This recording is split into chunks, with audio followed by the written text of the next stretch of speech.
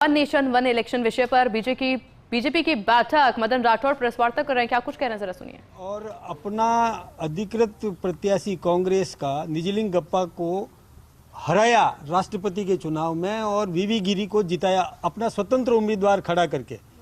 तब से कांग्रेस में विखंडन हुआ और उस समय धारा 356 का दुरुपयोग होता रहा और उसके बाद में विधानसभाएं भंग करते गए और फिर विधानसभा भंग हो जाती तो फिर उसका चुनाव फिर से कराना पड़ता। इस कारण से एक साथ चुनाव नहीं हुए। पहले देश में हमारे देश में हुए चुनाव एक साथ, विधानसभा और लोकसभा के भी, और ऐसे ही कई देशों में।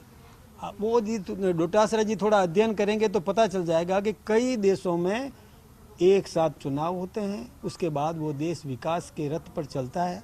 और हमारे देश के प्रधानमंत्री जी की भी इच्छा है कि ये जो बार बार चुनाव आचार संहिता और अवरोध आ जाते हैं जिससे विकास बाधित होता है, इसलिए हमारा भी प्रयास है। भजनलाल जी ने भी ये कोशिश की कि वन स्टेट वन इलेक्शन के तर्ज पर राजस्थान में भी अभी जो पंचायतों का और नगरीय निकायों का पुनर्गठन हो रहा है, पुनर्सीमांकन हो रहा है, जिसमें इक्वल डिस्ट्रीब्यूशन और पॉपुलेशन बेसिस पर वो वार्डों का गठन होगा, चुनाव हो जाएंगे। देखते रहेंगे डोटासरा जी, और चुनाव हो जाएंगे। वो कह रहे हैं 2011 की जो जनगणना थी उससे हमारी सरकार ने पुनर्सीमांकन किया था, अब बीजेपी सरकार कैसे पुनर्सीमांकन कर सकती है इस मामले? देखिए, डोटासरा जी थोड़ा अपने गिरेबान में झांक दे।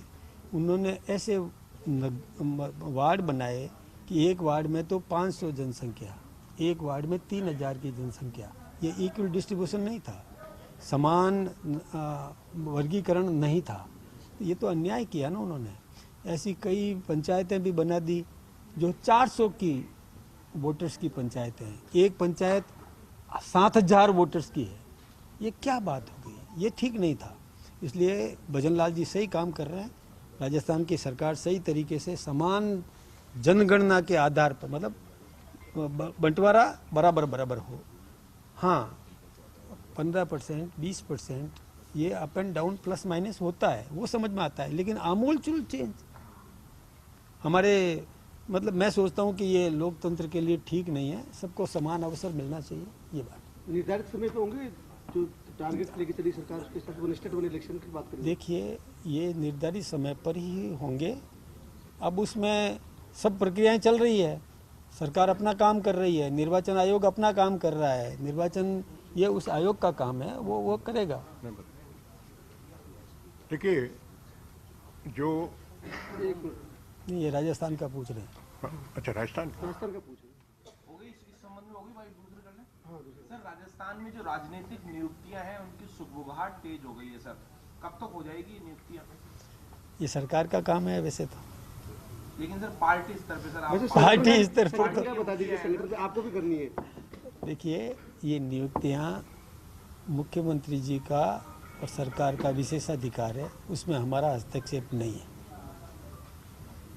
जैसे संगठन में तो जो आपके अधिकार क्षेत्र का मामला है, संगठन की बात कर रहे हैं तो मैं जवाब दूंगा। संगठन की बात हो रही है, संगठन में प्रक्रिया चल रही है, लेकिन इसमें एक सिस्टम है हमारे यहाँ सिस्टम है। जैसे मंडल का समिति बनती है तो वो जिला अध्यक्ष से थोड़ा राय लेते हैं।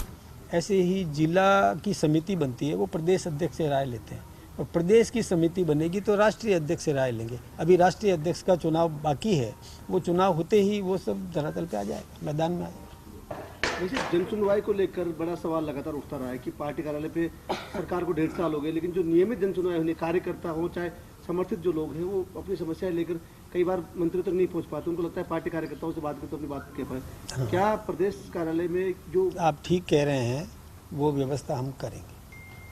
भाई साहब, अभी हाल ही में ज्योति मिर्धा ने एक जो कहा जा सकता है कि बयान दिया है कि